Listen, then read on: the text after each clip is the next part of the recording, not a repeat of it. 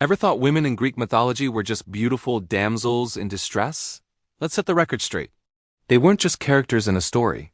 They were forces of nature, feared by mortals and gods alike. Forget the fairy tales you've heard.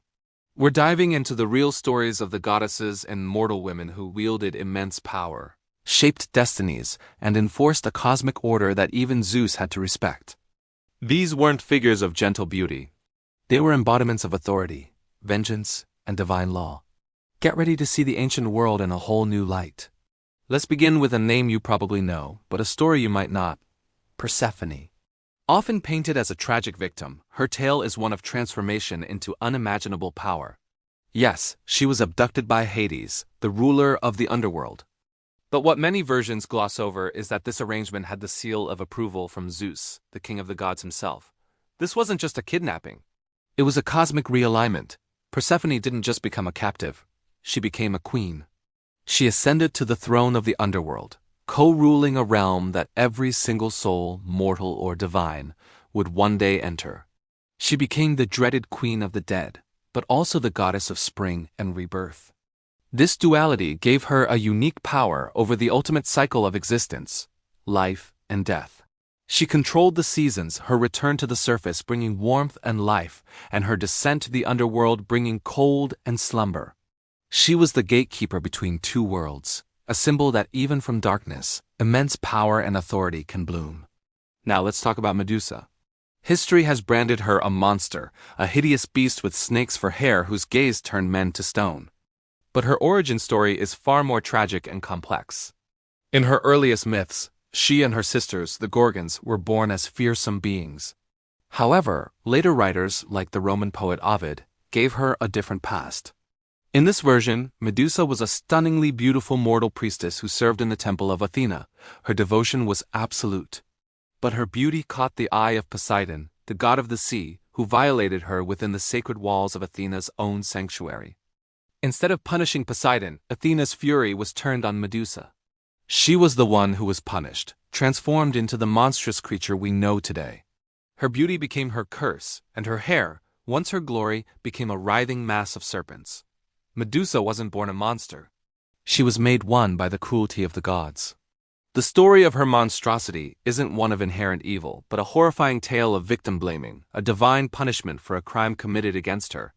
Her terrifying power was a scar, a permanent reminder of divine injustice. Of course, we can't discuss powerful women without mentioning the queen of Olympus herself, Hera. Often dismissed as a jealous, vengeful wife, her actions were about something much bigger than marital spats. As the goddess of marriage, women, and childbirth, her domain was the sanctity of the family and divine order. Zeus, her husband and king of the gods, was notoriously unfaithful. But Hera understood a crucial reality of power. She could not directly punish the king of the gods without risking cosmic chaos. So her legendary revenge was almost always directed at the other women and the children born from these affairs. She wasn't just being petty, she was upholding a principle. Her actions were a message to the entire cosmos. Betrayals of sacred vows have consequences. By tormenting figures like Leto, the mother of Apollo and Artemis, or Heracles, Zeus's most famous mortal son, Hera was enforcing the divine laws that even the king of gods was supposed to honor. Her wrath was a form of justice, a terrifying but necessary force to maintain the balance of power on Olympus. She was the ultimate enforcer of divine law. And what about the goddess born from Zeus's own mind? Athena, the goddess of wisdom, courage, and strategic warfare. She was no passive scholar. Athena's power was intellectual, but her punishments were swift and severe. Take the story of Arachne, a mortal weaver of incredible skill. Proud of her talent, Arachne boasted that she was a better weaver than Athena herself. This was an act of hubris, a direct challenge to a god's authority. Athena appeared, and they engaged in a weaving contest. While Arachne's tapestry was flawless, its subject matter was deeply offensive, depicting the gods' many indiscretions and failings. Enraged by this disrespect, Athena transformed Arachne into a spider, doomed to weave for eternity.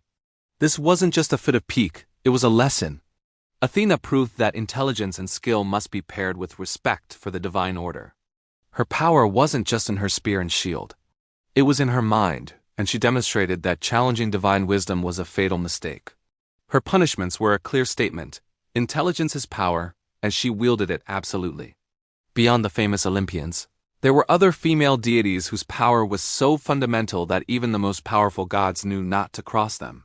Consider the Moirai, or the Fates, three sisters Clotho, who spun the thread of life, Lachesis, who measured it, and Atropos, who cut it. Their decrees were absolute. Not even Zeus could alter the destiny they wove. They represented a power beyond the gods, an unchangeable, primordial force that governed the lifespan of every being in the universe. Similarly, Nemesis was the goddess of retribution, the divine arbiter of justice who punished mortals for hubris and arrogance. She wasn't an Olympian, but her role was essential to cosmic balance. Hecate, the goddess of magic, witchcraft, crossroads, and the night, held dominion over realms that other gods hesitated to enter. She could travel freely between the world of the living, the underworld, and even Olympus. Her power was mysterious, ancient, and deeply respected. These goddesses weren't just part of the pantheon. They were the pillars holding it up, representing forces of destiny, justice, and magic that were so absolute, so foundational, that all other powers, even those of the mightiest gods, had to bend to their will. So the next time you hear a story from Greek mythology, look past the surface. These women were not mere symbols of beauty or passive victims. Persephone was a ruler of life and death. Medusa was a cautionary tale of divine injustice. Hera was the enforcer of cosmic law. Athena was the embodiment of intellectual supremacy. And figures like the Fates held a power that even Zeus feared. They were strategists, rulers, judges, and warriors. They were feared not because they were monstrous, but because they were powerful. They remind us that in the ancient world, femininity was never synonymous with weakness. It was a source of immense strength, authority, and awe. Their stories have echoed through millennia, not as simple myths, but as timeless chronicles of power in all its forms. Thank you so much for joining me on this journey into the real stories of Greek mythology, sus powerful women. If you found this fascinating, please hit that like button, it really helps the channel. And for more deep dives into ancient secrets and forgotten histories, make sure you subscribe and ring that notification bell. I'd love to hear your thoughts, so drop a comment below and let me know which goddess or mythological figure you want us to explore next.